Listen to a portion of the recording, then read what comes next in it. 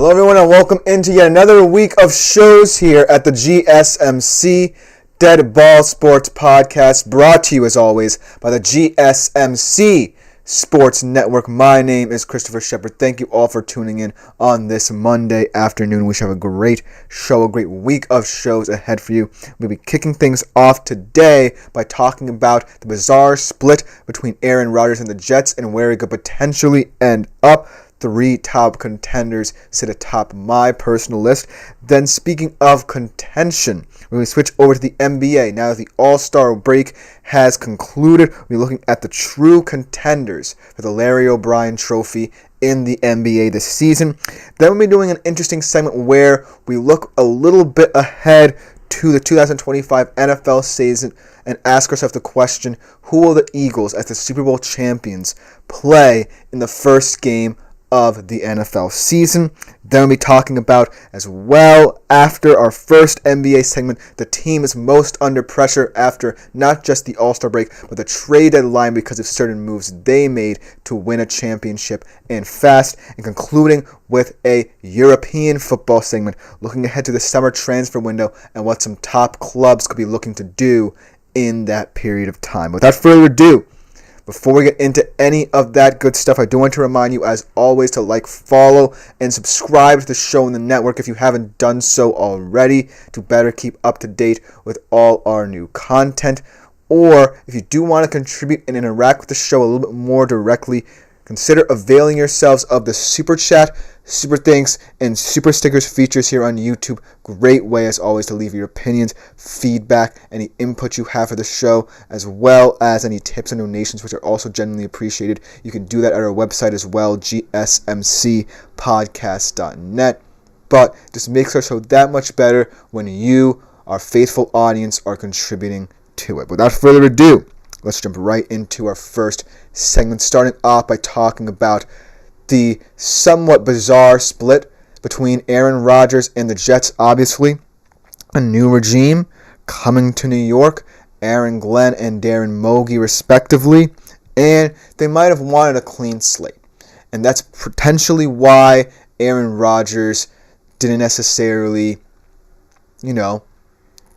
get what he wanted, which he always seems to do for these certain moments in time, no matter who the coach is. And it's why I feel like his Jets tenure is not necessarily going to be remembered fondly in terms of how organizationally it led to inner turmoil and potentially firings that wouldn't necessarily have happened had Aaron Rodgers been there. But if you look at the underlying stats, the underlying metrics that Aaron Rodgers had in his only season as a New York Jet, he had 3,897 yards, 8th most in the NFL, and 28 touchdowns, 7th most last year. So it's not like his production completely waned.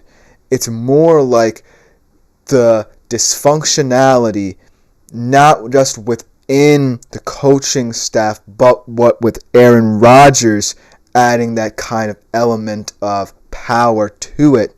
I feel like that's what ultimately led to Aaron Glenn and Darren Mogi coming in and saying, we might want to just start anew. But the thing about this is, I don't necessarily believe it's all on Rodgers. I mean, some of it is making certain demands, even pleading to stay, as we just found out a couple hours ago.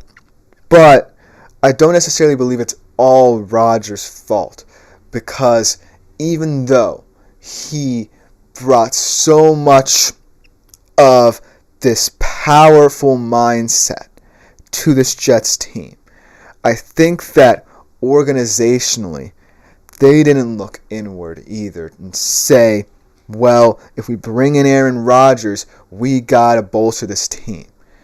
And there are certain players on this team, and I'm not trying to name names, that I don't necessarily feel like fit the image of what the New York Jets were trying to build outside of Rodgers. So that's why I think this split is partially on Aaron Rodgers, potentially the majority of it being on him, but also you have to look at the organization. And I know that it's not necessarily going to taint completely the reputation of Aaron Glenn and Darren Mauge, because it's one of the first moves they made as the head coach and GM respectively for this new regime. But it does call into question where the Jets' priorities are, because I feel like there's more to worry about internally than just Aaron Rodgers. But enough about that, and let's talk about the after effects of this. Which teams could potentially be in the market to either trade for or acquire Aaron Rodgers? And I feel like there are only 3 specific teams that I'm going to talk about in brief here that I think make the most sense. Starting off with one we've talked about a lot at the GSMC Sports Network, the Pittsburgh Steelers. And I know a lot of Pittsburgh Steelers fans would be irate if this went down, but I do believe that the Pittsburgh Steelers have a little bit more of a solid foundation for Aaron Rodgers, and I feel like they're not willing to completely go all in on either of Russ or Justin Fields, because Justin Fields might command a little bit more money than you would want to give out to him, even though out of all their options, he seemingly is the best potential option. And then Russ, obviously, there's a lot of talk about him potentially going elsewhere. As Splashwood says, Roger needs to go back into the darkness. If an NFL team takes him on, they have only themselves to blame for the toxins he brings. Well, that's the one caveat, right? Any one of these 3 teams has to know the baggage that Aaron Rodgers brings. But it's not like his stats are declining to the point where you don't want him. I mean, he had 28 touchdowns and almost 4,000 yards last year for that dysfunctional Jets organization. So you got to take the good with the bad. You got to pick your poison in some moments, and a couple of these franchises look like they could bite the bullet. In Pittsburgh, even though they're probably the least likely out of these 3 teams to go for him, even though there has been talks of the Steelers mulling this move, Mike Tomlin obviously has interesting relations with Aaron Rodgers. I do feel like if they decide to pursue him, it would be a nice little fit, because they're not necessarily a team that's going to be picking in, the top half of the draft in the next couple of years for as long as they're mired in mediocrity. So I feel like if Aaron Rodgers is the bridge, the next year's QB draft class, which is much deeper than this year's, could appeal to Pittsburgh in terms of development under Aaron Rodgers after he's there for a year or 2. But yeah, I think that Pittsburgh is going to definitely be one of the teams in the sweepstakes that either is going to emerge the front runner or fade into the background, just because I don't necessarily believe they'll put too much stock into pursuing Rodgers, because I personally feel like they believe in Justin Fields' development enough to invest in him and instill in him what they believe is necessary to be a starting quarterback for them. But you never know. And I feel like that's why this move for them will make much sense. So then these next 2 teams could potentially be 2 candidates to emerge. And the first one being my personal front runner for services, at very least in my mind, the Tennessee Titans, because they're in a very weird situation. They're not necessarily as bad as their record suggests they are, but they are the team with the number 1 pick. But rumors have been the new GM, Mike Bergonzi, might want to trade out of that pick, gain more draft capital. But I do think that it's not with the intention of looking at any other QBs, whether it be this year or next year. I just think they want to gain as many picks as possible to try and rebuild this roster, add more talent to it. Because at the end of the day, Tennessee has way more problems than just the QB position. But I do think that a quote-unquote quick fix, at least for this season, could be Aaron Rodgers. And Will Levis is not necessarily going to be the it guy for you anymore, so why not?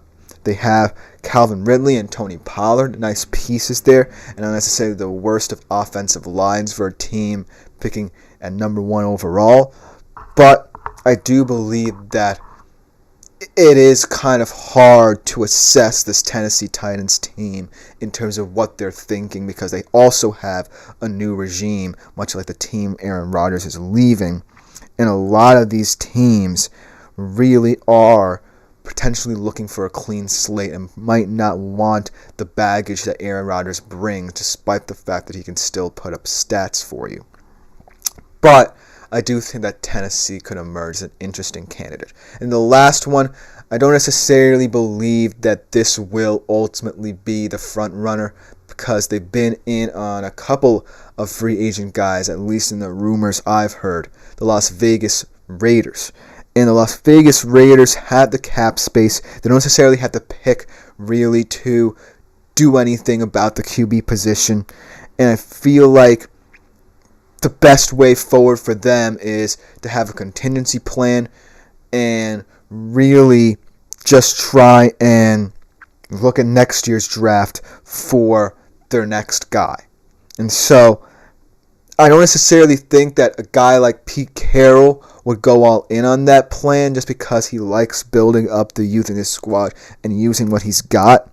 But Aaron Rodgers would be an interesting fit there, especially if you're drafting someone next year like a Cade Klubnik or an Arch Manning, or even, say, a DJ Lagway or someone like that, and you want to develop him, and Aaron Rodgers could be that guy. But then again, you add all the dysfunctionality into it, and chances are it leaves you at square one if you're Las Vegas. So out of all these teams, Tennessee looks the most likely to bite the bullet and bring in Rodgers and all the baggage that comes with him. But really, it's going to be tough to determine how these teams view Rodgers on this market, even though it is a very weak one in free agency for quarterbacks this season. But ultimately, it's going to come down to how Aaron Rodgers views himself potentially on the market, and also how all these teams view their own internal plans and decide how Aaron Rodgers will fit into them in the long run. But let me know what you think in the comments below, if any other team should be in for Rodgers, or if he's someone who's not necessarily going to be a hot commodity. Because coming up next, we're going to transition to the NBA for just a little bit of time, talking about the true contenders for the Larry O'Brien Trophy after the conclusion of All-Star Weekend. We'll be right back after this short break. I feel like I'm losing my mind. Is everybody in the world blind? Please, Lord, give me a sign, a sign. I feel like I'm losing my mind. Is everybody in the world blind? Please, Lord, give me a sign, a sign.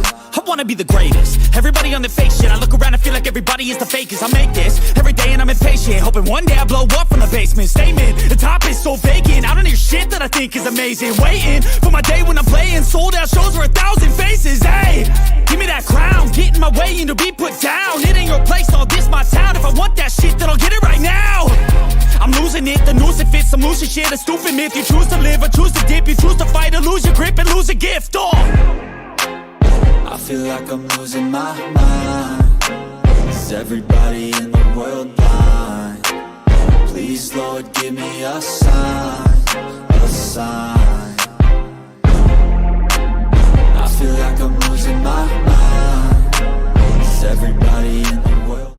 Hello everyone, and welcome back into the GSMC Dead Ball Sports Podcast. Before we get into our second segment of today's show, I do want to remind you, as always, to consider making yourselves availed of the Super Chat, Super Thanks, and Super Stickers features here on YouTube, as well as our website, gsmcpodcast.net, to better leave your opinions, feedback, input, even tips and donations, which are genuinely appreciated. Just make our show that much better when you contribute to it.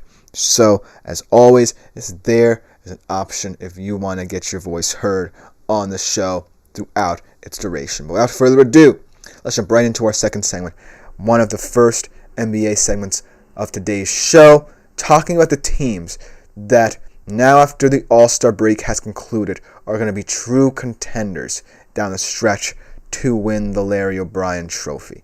And I've broken them up into 3 tiers because I feel like we know who the clear-cut favorites are. They're separated themselves in the pack, and I feel like the reason why I think the 3 clear-cut favorites are as highly ranked as they are is because they're not panicking. These teams did not actually add that much to the deadline for their respective squads, but I do feel like that just goes to show how confident they are that they can maintain their title favorite status. And then the other contenders made some moves that could potentially bolster their roster and potentially give them optimism that they can also legitimately contend for the title. And then the last tier, the fringe contenders, which really rely on a lot of different things going their way. Without further ado, let's just jump right into it, starting off with the 3 favorites, and I think it's quite clear who they are. It's the Oklahoma City Thunder, the Cleveland Cavaliers, and the Boston Celtics. All 3 teams not necessarily doing much at the deadline.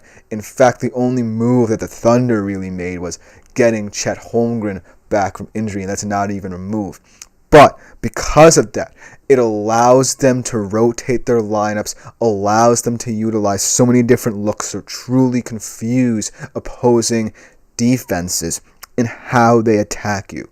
They're a fantastic team when just Hardenstein's playing. They're a fantastic team when just Chet is playing. They're a fantastic team when both of them are playing. And they're a fantastic team when neither of them is playing.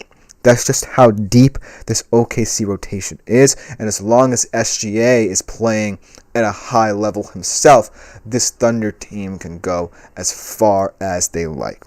Then, in Cleveland's terms, and also kind of for Boston's terms, it's also kind of about health because Boston has its fair share of injuries this season, no matter who it is in the rotation. And Cleveland, for the most part, has remained relatively healthy, but it's more about how this depth could be challenged should a major injury befall them. And I'm not wishing that upon them, but Cleveland, to me, certainly feels like a team that's going to have to rely on its core group. And even though that core group is one of the most solid in the entire NBA, one of the most solid starting 5s in the NBA for that matter, I feel like one pratfall, one caveat is that depth. And it's going to be the case for a lot of teams, but I think that the reason why Cleveland can overcome them a little bit more is because that starting 5 makes it so tough on opposing teams. And then in Boston's case, this is just a team that, like I said, is shockingly a bit deeper than I thought it would be, and it just got deeper with the addition of Torrey Craig. In fact, the only quote-unquote major addition that any of the 3 title favorites on my list have personally made. But I do think that the ultimate caveat for Boston is remaining healthy down the stretch. If they don't, that's where the rotation gets messed with a little bit. That's where you're going to have to tinker a little bit more than you would like if you're Joe Mazzulla, and that could spell danger for this squad. But right now, these 3 teams like where they're at. They didn't panic at the deadline. One of them added at the deadline, even though they didn't necessarily need to. But these are the teams looking to win now.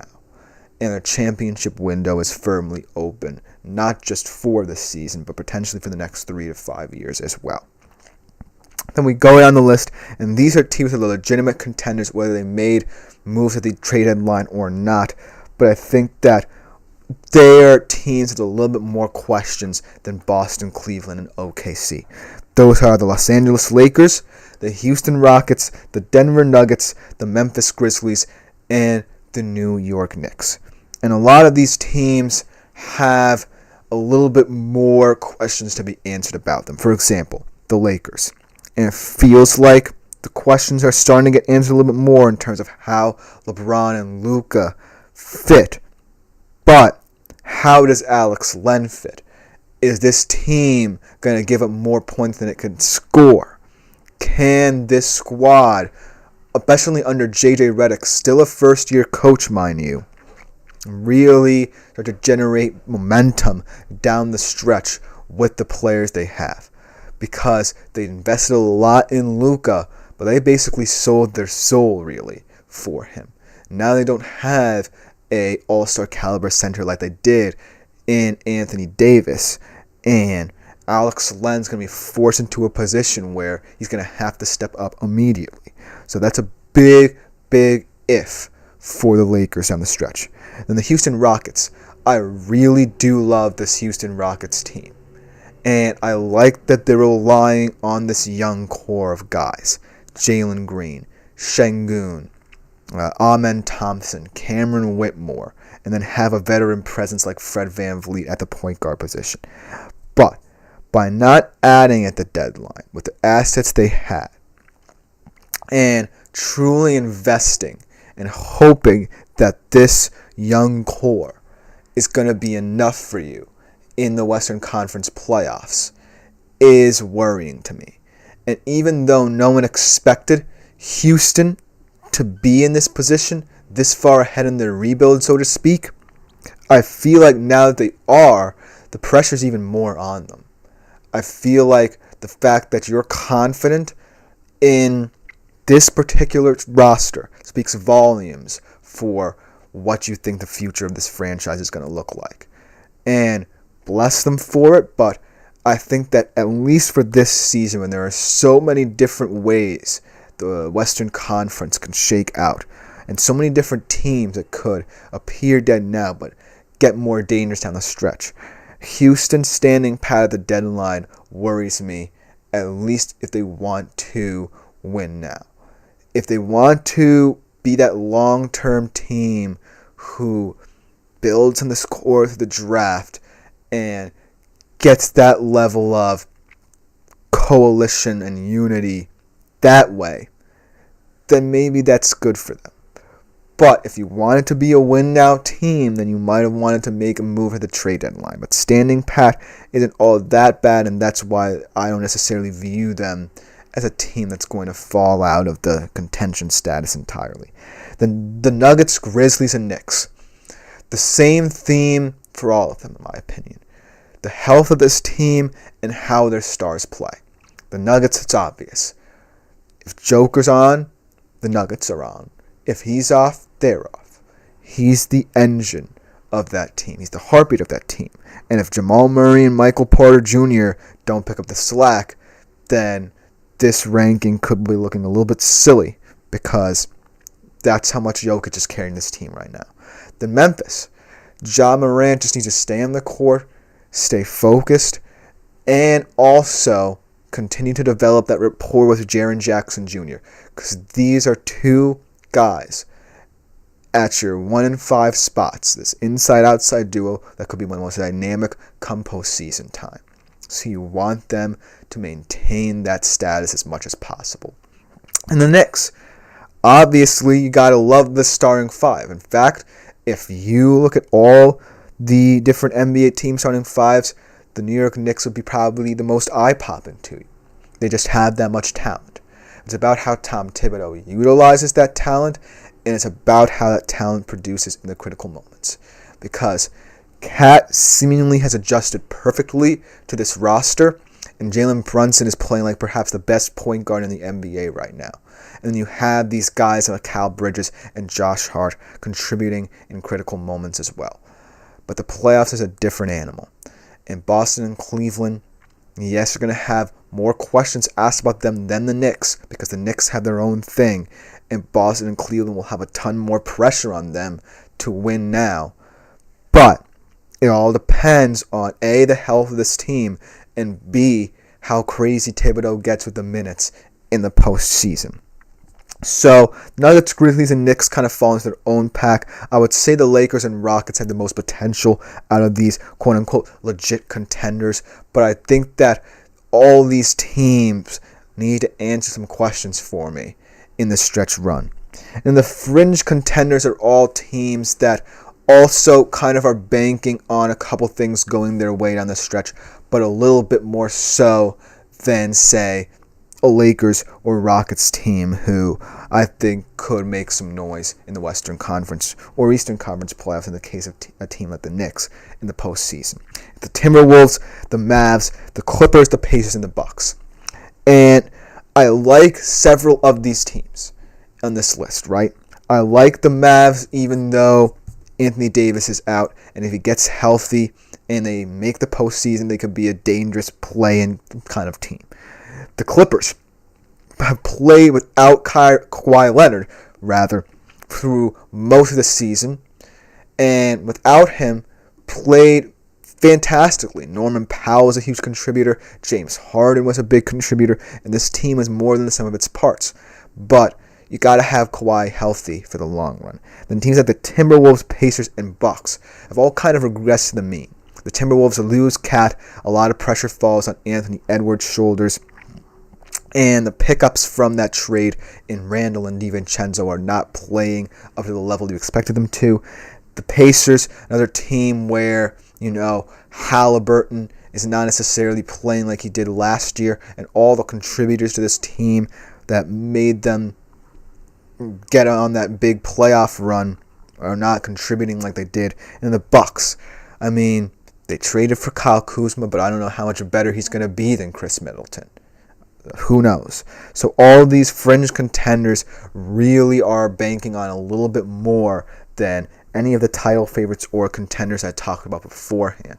But let me know what you think in the comments below about all of these contenders in the NBA and who you think is most likely to lift the Larry O'Brien trophy when it's all said and done. Because coming next week, transfer back to the NFL, talking about an interesting subject here. Now that the Philadelphia Eagles have been crowned the Super Bowl champions, who will their first game of the 2025 NFL season be? We'll be right back after this short break to talk about it. Looking for your daily fix of sports talk without having to pay for it? GSMC Sports Network is available on YouTube. Just search GSMC Sports Network. Get your fix of daily sports talk shows on YouTube, absolutely free. NFL, college football, NBA, MLB, MMA, UFC, fantasy football, and so much more.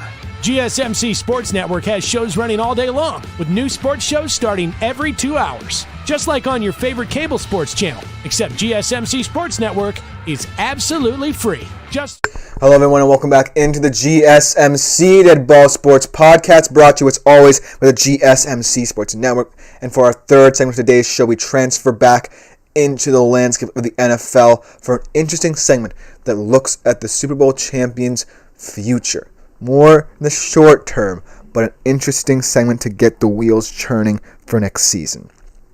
Now that the Philadelphia Eagles have been crowned the Super Bowl champion, it will be intriguing to see over the coming months who emerges as a team that will play them in the first game and try to knock them down a peg. It's always interesting to see, for example, when the Chiefs dynasty started, how teams would adapt to a new champion at the top of the heap, a new king of the hill, so to speak.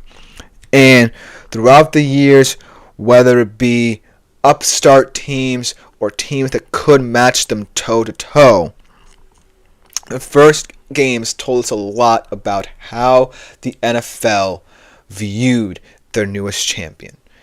I feel like the perfect prototype of an opening game was Lions-Chiefs a couple of years ago, when the Lions were looking like they were on the up and up.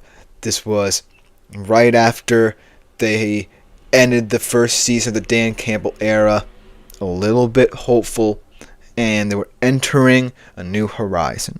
And they faced the Chiefs, who were just getting on a roll in terms of their Super Bowl wins and appearances. And they went toe-to-toe and really allowed the NFL to think, hey, the Kansas City Chiefs are not necessarily as powerful and dominant as we thought.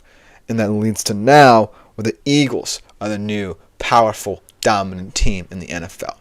And now that leads to the question, who can usurp them? Who will get a shot at usurping them in the opening game of the season? So without further ado, let's just jump right into the leading candidates, starting off with that very same Detroit team who a couple years ago went toe-to-toe with the Kansas City Chiefs. This time it will be harder because a lot of things are different about both teams.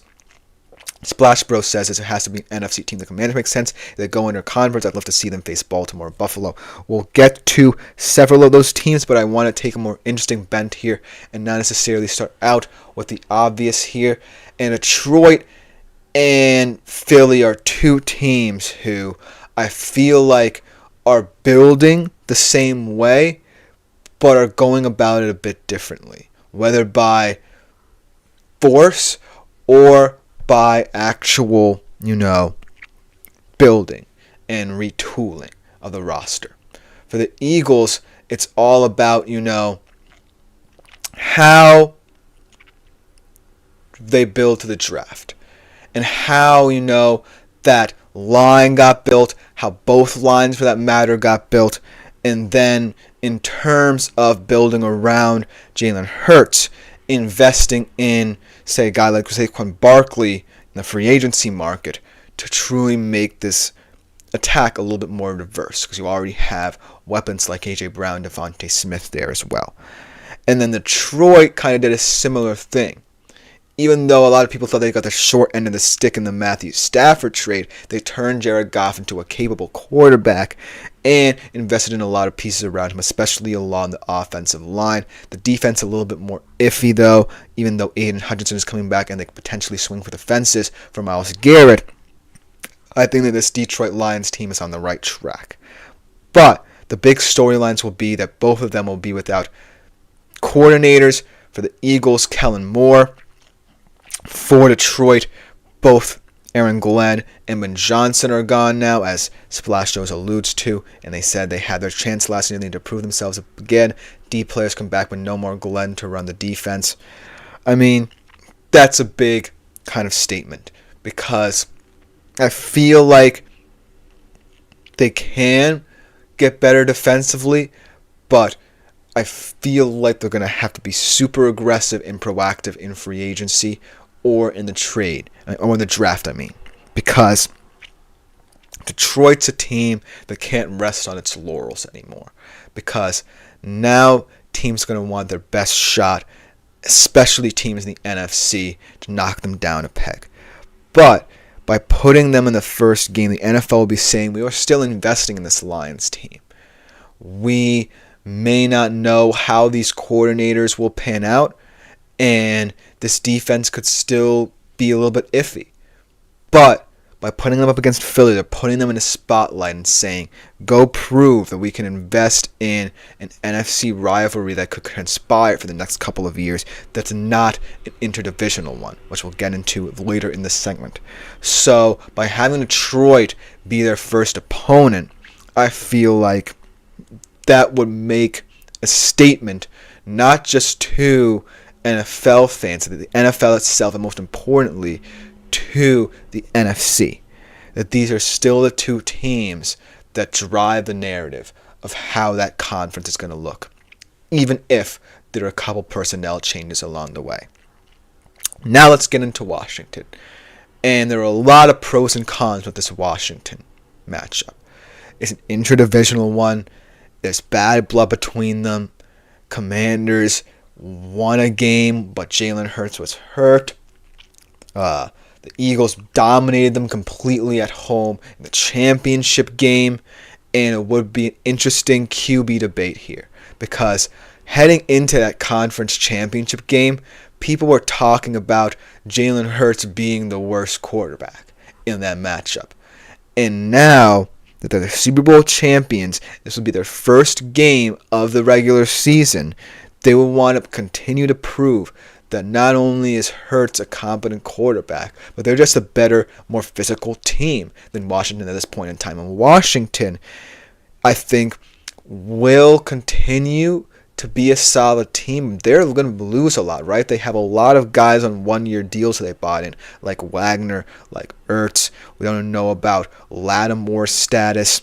So they're going to have to kind of figure out what they want to do to improve in both free agency and the draft as well. So while it will be an entertaining game, there's still a lot of questions surrounding this Washington team in terms of how far away they are from being able to completely compete with Philly. But I think the one true caveat here is that it would be a very early divisional matchup. And usually you save divisional matchups for later in the year, let the bad blood build up. So it would be highly unusual for the NFL to slate this as an opening regular season game. Because as much as I would love it, as much as I would love to see Jaden Daniels go toe-to-toe with Jalen Hurts again on an even playing field, I feel like it would never happen. Because you gotta let that divisional rivalry build up. And most importantly, gain importance. Because let's say both of these teams are sitting atop the NFC standings. And this game is coming up. Why have the first game of the two games they play on each other be in week 1 where it's less important than have them split up evenly throughout the regular season? That's my only caveat, but I would love the storyline it would bring to the new NFL season next year. Then let's talk about two kind of upstart choices, maybe potential long shots here. First, the potential new look Rams. And here's why. I feel like the Rams have a chance to be the team that most likely builds like the Eagles can. Most likely diagnosing spots they want to rebuild on to the draft, but also making the astute free agents additions that bolster their team. And I know it seems like they're offloading a lot now because of the Cup trade and the Stafford situation. But I do feel like if they do potentially retain Stafford, and this defense continues to improve, maybe even add a couple pieces in free agency or the draft, this is a team that I would like to see in a rematch of a pretty crazy divisional game where the stakes are a bit higher. Because this Rams team, even if it's losing its luster a little bit with all the trade talks, still is better than the sum of its parts, and they proved it as such for the past 2 seasons. Against all odds, they made 2 consecutive playoff appearances, with a lot of injuries at the start of their respective seasons the past 2 years. And their defense now is at a point where it's young, but still very fearsome. So I would love to see this Rams team, if they retain enough pieces in the offseason, especially on that offensive line as well. I might want to monitor that unit as well if I'm a Rams fan. I would like to see either this potential new look Rams or a Rams team who has gained confidence from the past 2 years go toe-to-toe with Philly. And it will be a battle of the trenches that I would love to see who comes out on top on.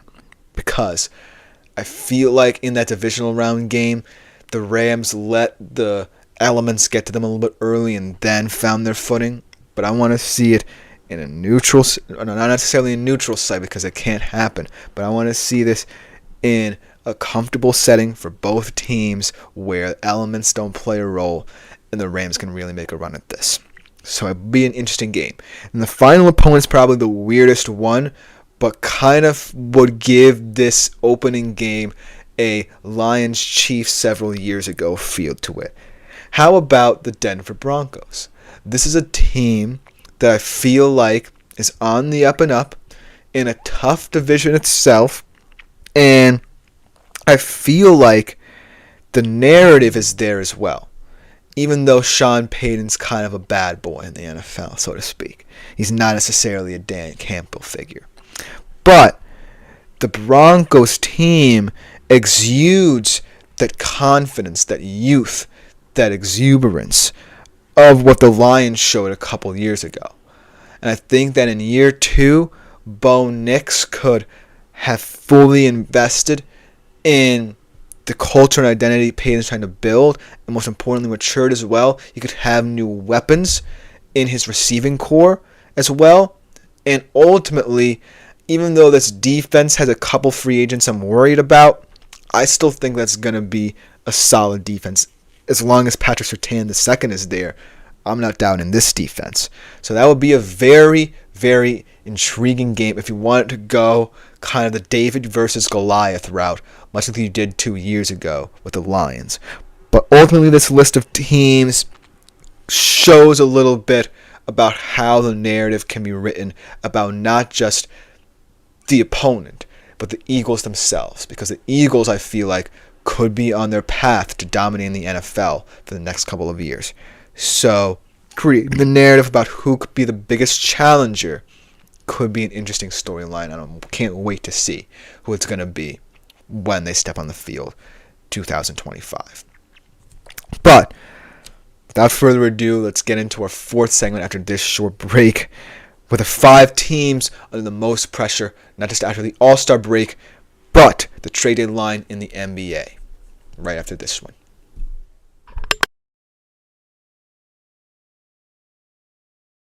For the best and latest podcasts available anywhere, go to the podcast app on your cell phone and type in GSMC to access free content-rich podcasts on health and wellness, book reviews, sports, entertainment, relationships, social media, movies, technology, finance, and even weird news. Subscribe and download the GSMC Podcast Network's family of shows, available everywhere podcasts. Hello everyone and welcome back into the GSMC Dead Ball Sports Podcast, brought to you as always by the GSMC Sports Network. And for our fourth segment of today's show, we're going to be talking about some of the teams under the most pressure, not just after the All-Star break, the trade deadline, to really break through and become contenders in the NBA this season. Whether it be because of big moves, whether it even be because of their standing pat, whether it be because they're forced to stand pat because of the second apron and luxury tax. I feel that all 4 of the teams I'm going to mention are in different spots in the spectrum of contention or potentially seeing their big threes, their franchise players, bring them crumbling down as a result. And I think a lot of these teams also are going to have very similar problems in the summer. But there are 2 teams on this list that I think are going to be competitive this season at the very least. But that just goes to show the bizarre nature of the NBA and how certain rules and restrictions can hinder you from really becoming a true contender in this landscape. Without further ado, let's just jump right into the top 5 teams under most pressure. Actually, 4 on my list for this one at the very least. Starting off with the team that swung for the fences, the Los Angeles Lakers. Now, I don't necessarily feel that this team needs to win a championship this year, because I don't necessarily think it's going to happen. They don't really, in my opinion, scream championship contender like some other top teams do, but they did get better, and their championship window is now open. So there's always pressure on a team, maybe not immediately, but say in the 3 to 5 year span, to start winning, and winning quick, and winning in volume, most importantly. And I think that's going to be expected of a lot of teams in the NBA, not just the Lakers, but teams like Boston, teams like OKC, if they can challenge for the title this year. But the weird thing about the Lakers is that they're actually in a decent position. Out of all the teams who are title favorites, contenders this year, they're the one who don't necessarily have the most restrictions on them. And that could lead to them potentially having a bigger championship window than people even think. Now, obviously, August 2nd's the day when Luka can decide whether or not he wants to sign an extension, because he's not eligible for the Supermax anymore because of this trade. And then you also have to worry about LeBron's free agency status as well, whether or not he wants to continue to play as a result. So those are 2 big questions they have to answer. But I do think as long as they continue to build the draft as well as these already fantastic players in this core they've built, I feel like the Lakers should be fine. But just don't expect them to immediately compete this season, because championship windows can be as long as you think and as short as possible as well. But the Lakers one is a little bit unusual because of the nature of this trade, in my opinion. So I would say they're under the least pressure out of all these teams on the list, especially in terms of finances. But it could be a different story if 3 to 5 years from now there's some turmoil that stems from this move. Then let's start with the teams now that are under financial pressure, really couldn't do much at the trade deadline as a result, and probably are going to have worries extend into the summer. Let's start off with the Phoenix Suns, man. This is a team that I feel like really has to bite the bullet quite often. And looking at how this roster really got tied together, I feel like there are very few ways out of it now. For example, Kevin Durant's trade situation is going to be very hyped up come the summer. But then you look at the whole Bradley Beal situation and the no trade clause kind of hindering what they could do in free agency. Because remember, they were in on a potential landmark trade, a groundbreaking trade where 6 teams would be in on it and they would see themselves gain Jimmy Butler, and Kevin Durant would have been gone if they did not want him. But now they're stuck with KD. Bradley Beal's no trade clause is really messing things up for them, and all their worries are going to stem into the summer. And they're already built millions and millions of dollars over the second apron, and they're in a spot where they're barely at 500. They have the toughest schedule remaining, and a roster with Kevin Durant, Devin Booker, and Bradley Beal has a chance of not making the playoffs this year. So I feel like because of all the things that prohibited them from making moves to the deadline, the Phoenix Suns might just be the team in the most danger out of this list. I won't even say they're under pressure.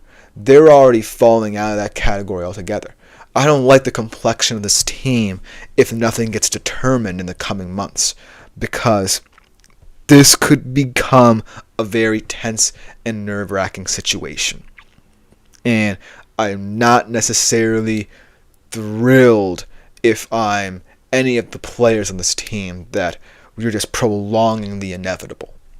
So that's why I'm not necessarily saying that the Suns are a team that are under pressure this year.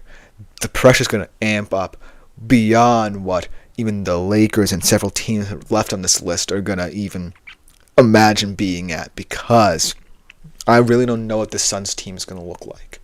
So that's where all my worry for them stems from. But a team that kind of is a little ahead of the curve over the Suns, the Milwaukee Bucks. They at least made a trade. They offloaded money as well. They're not as deep into the second apron as the Phoenix Suns. But I still don't necessarily think that moving on Chris Middleton for a 29-year-old Kyle Kuzma is as good a move as people think. I mean, yeah, he's a younger player, but I don't think he's going to contribute as much as Chris Middleton did over his Bucks career.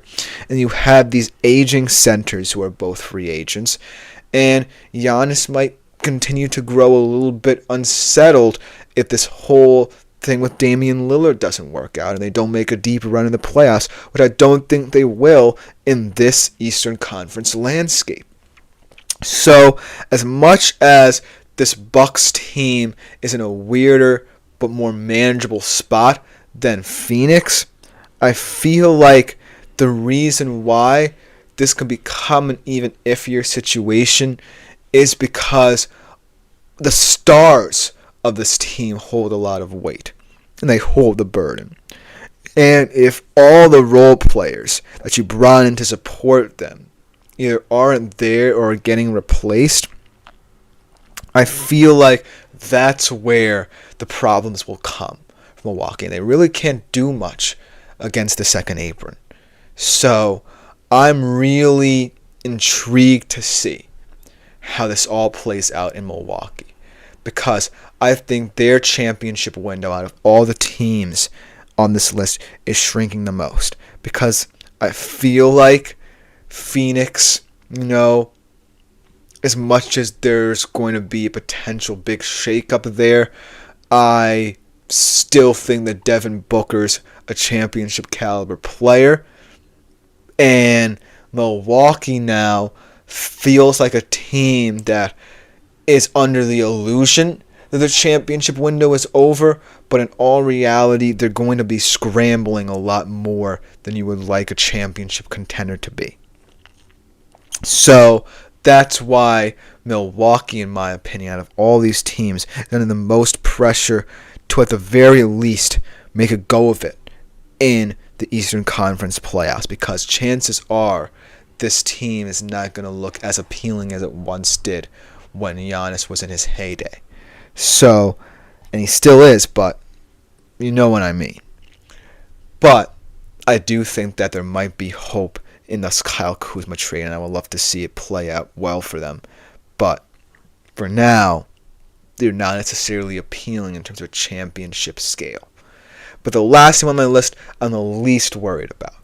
Yes, they're under pressure because they didn't do anything at the trade deadline. We talked about this a little bit in our last NBA segment.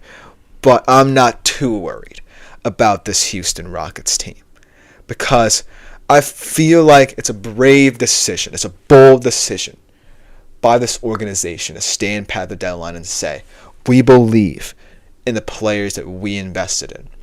And because this could be a continuous cycle for us, why not rely on who we've already got ahead of the curve, but specifically in our rebuild, and continue to build through the draft, continue to build through youth, and try and make a go of it in the Eastern Conference over the next decade or so.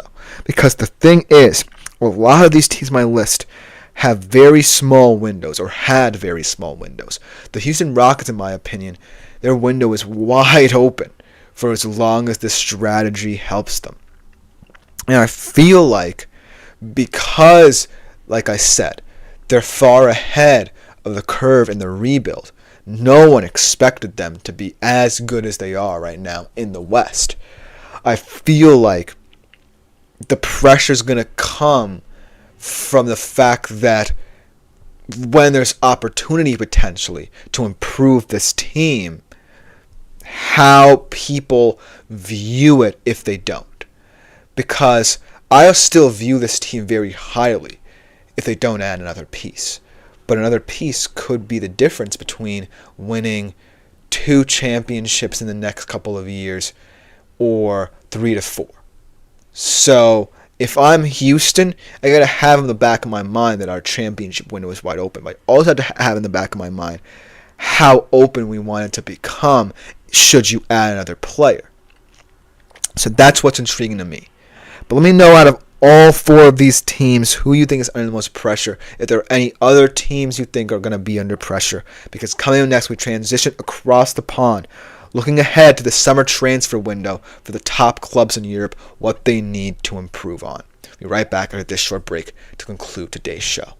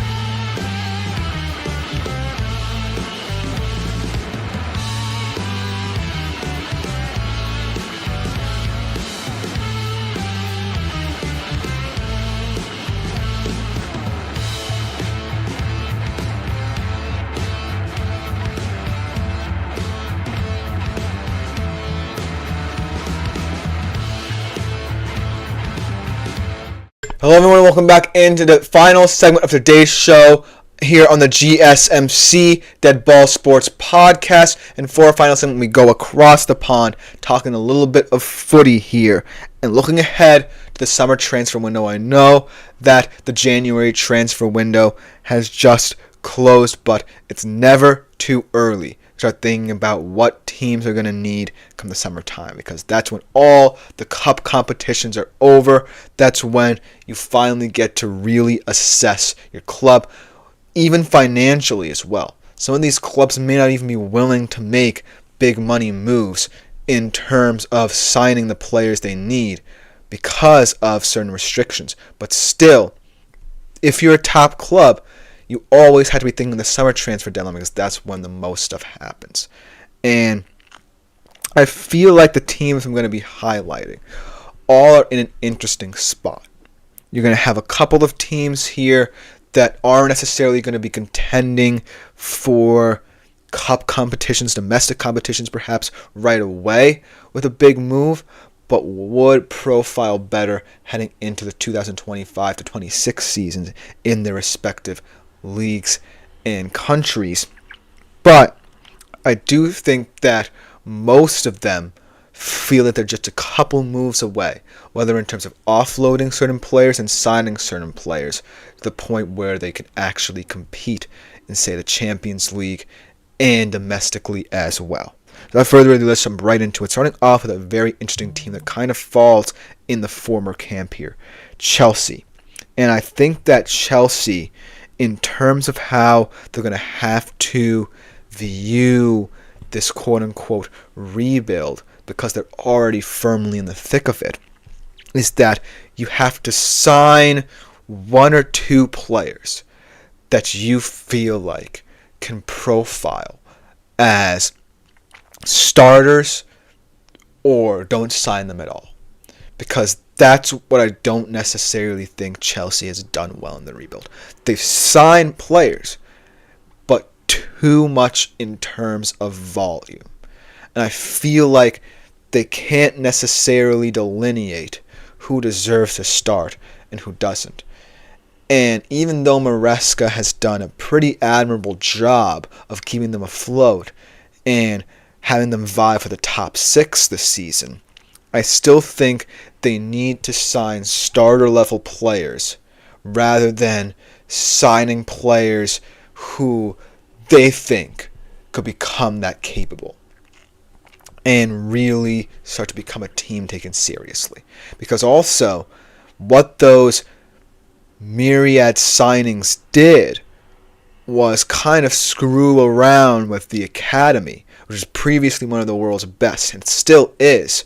But now you have so many senior players that you really don't necessarily get to see much of who's coming through in the academy if you're a Chelsea fan. And that was something that Chelsea fans, I believe, look forward to. As Flash said, United better fight hard for housing. I think I'm going to talk about United a little bit later on in this segment, but ultimately, very interesting point here, because United need a lot of things, and a versatile fullback / center back hybrid like Houseman is one of them.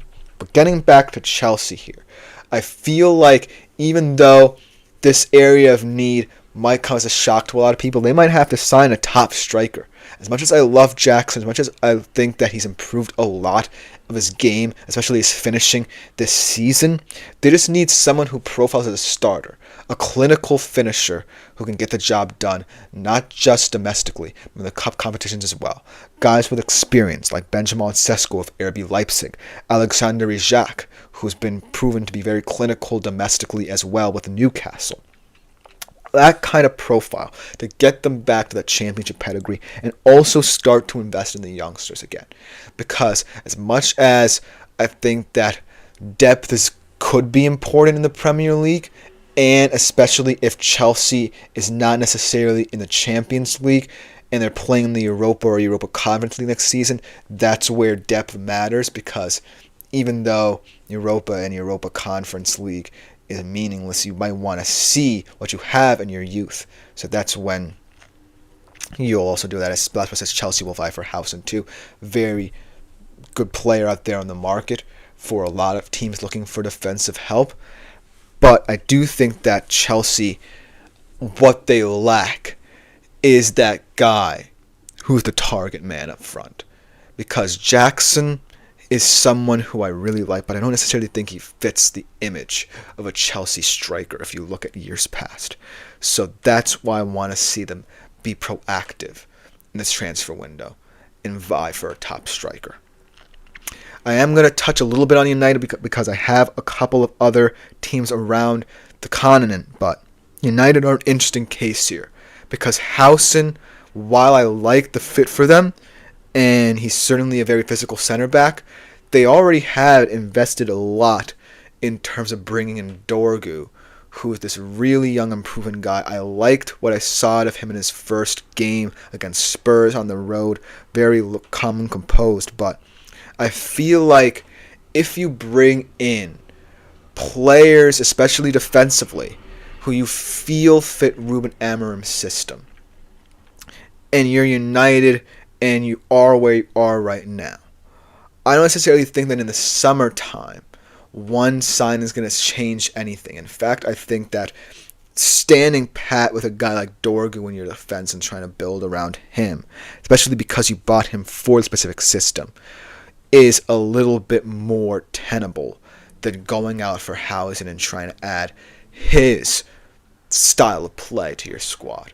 For United, it's all about setting a template for what Amorim wants in the summer and seeing if you can do it in-house, and if not, then trying to add to it. Because right now, I don't necessarily think that United are at the place where they can continuously stockpile players and throw them out there and try to have them fit in Amorim's system, which, because of the way he supplanted Ten Hag, is struggling to take hold for them. So I don't necessarily think that it would be wise to completely be proactive in the summer transfer window, even though a lot of United fans will be clamoring for help, especially defensively there. Now let's go around the continent, starting off with Barca. Obviously, in terms of Barca and transfer windows, you know that finances are not their strong suit, registration is not their strong suit, but they still vie for some of the world's top players, and as a result, they're building a top squad under Hansi Flick that's only going to improve if they continue to add more pieces. I think what matters, especially for a Hansi Flick coach team, is depth, especially at the positions where these youthful players are starting, like Yamal, like Pedri, like Gavi. And I know a lot of Barca fans are disappointed defensively, especially in goal as well. I feel like you need more depth in the winger and attacking midfield positions because Pedri and Gavi have proven that they're injury prone, and Yamal, as far as talented as he is at that young age, I think that Hansi Flick's systems can take a lot out of him over the years. So you're going to need to prepare proactively for those times where you can't just continuously run out Yamal, Pedri, and Gavi. And you still have a couple older players in your squad like Gundogan and Robert Lewandowski as well, playing this physical brand of Hansi Flick football. So you're going to want to start looking at the market for attacking players, even though defense is a weakness for them as well. I think that for Barca, they are already far ahead of what they expected in the Hansi Flick regime, so chances are the sky's the limit for them, but I would like to see a couple more players be brought into the rotation, because as a Bayern Munich fan, I know what Hansi Flick demands out of his players, and you're going to need a lot of depth to pull it off. And that's what I think Barca is slowly starting to discover. They're at a good spot now, but look for them to add on the wing. And then let's talk about the aforementioned Bayern Munich, because they're in a situation where they're a club very different from a lot of European clubs. As my man Eric Rodriguez of the GSMC Sports Network, doing great things on the Wrestling Network, shouts me out for knowing my footy. Bayern Munich is a team that not necessarily is going to always swing for the fences in terms of making big moves on the market. They're a team that bides its time, sells its players. That's how they generate the money to buy big signings.